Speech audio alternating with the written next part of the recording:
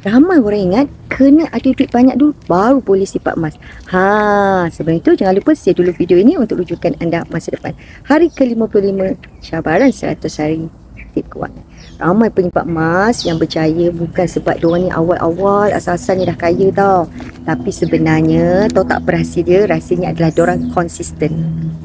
Ada yang mula serendah 100, ada yang menabung sikit-sikit, lepas tu baru beli emas. Tapi yang penting bukan jumlah, tapi yang penting kita konsisten, kita disiplin menyimpan. Macam simpan duit juga, sikit-sikit lama-lama jadi bukit.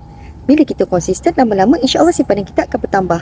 Dalam simpanan emas juga, jangan tunggu alamak duit dah ada, nak tunggu duit banyak baru nak beli 10 gram, baru nak beli 100 gram, baru nak beli sekilo. Ingat, mula ikut kemampuan yang ada. Kita sebenarnya boleh mula pun dengan serendah 100.